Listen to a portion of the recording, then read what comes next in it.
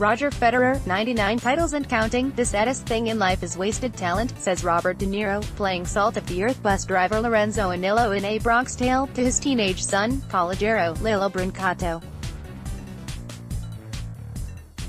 In the film, at least, Brancato heeds these words.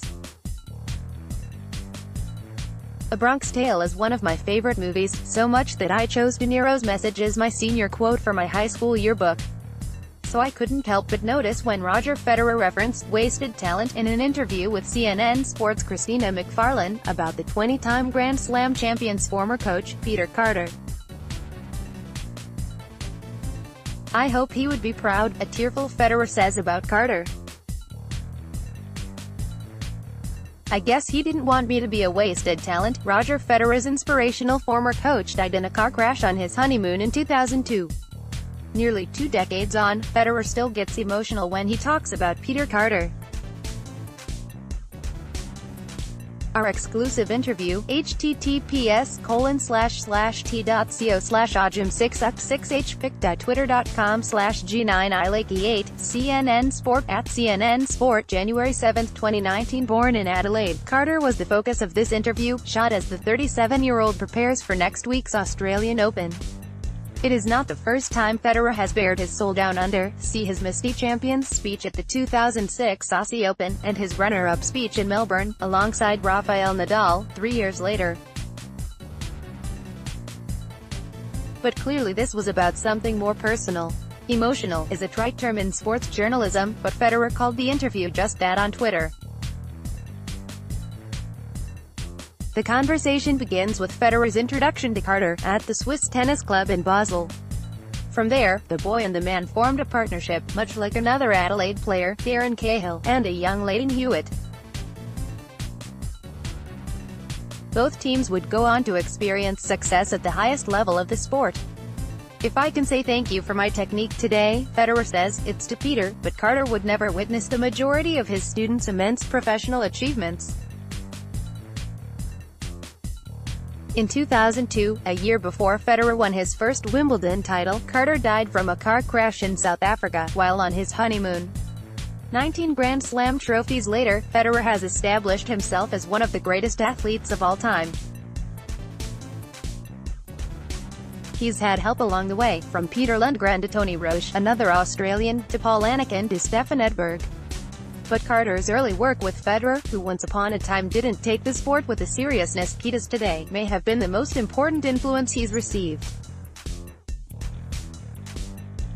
I guess it was somewhat of a wake-up call for me when he passed away, Federer says, and I really started to train hard. The 2-time defending Australian Open champion, Federer isn't the favorite to win in Melbourne, according to both the betting houses and the man himself. Instead, it's world number 1 Novak Djokovic, winner of the last 2 Grand Slam tournaments and himself a 6-time Australian Open champion.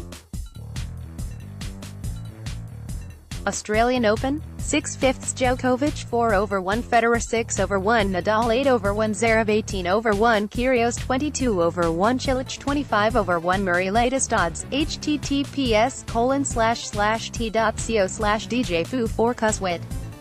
Federer won the Hopman Cup for Switzerland alongside Belinda Bencic to warm up for the season's first major. Djokovic won 2 3-set matches in Doha before losing to eventual champion Roberto Bautista Agut in the quarterfinals.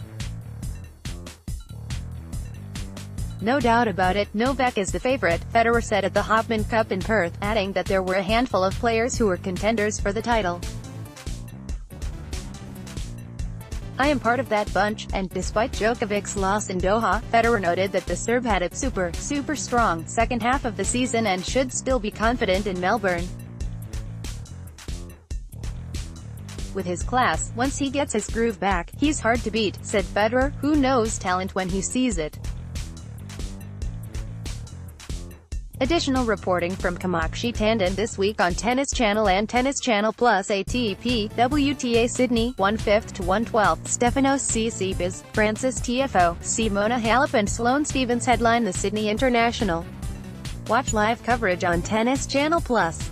WTA Hobart, 1/5 to 1/11. Watch the action from the Hobart International featuring Caroline Garcia, Belinda Bencic and Maria Sakkari.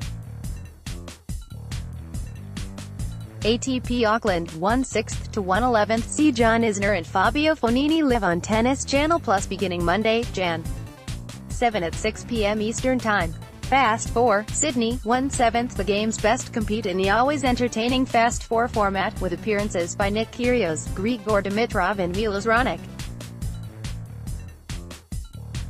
Live coverage begins on Monday, Jan. 7 at 3:30 p.m. Eastern Time.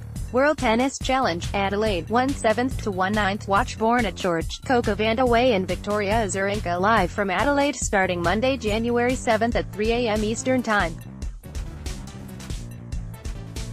How qualifying rounds, 1/8 to 1/11. Australian Open officially begins with qualifying action.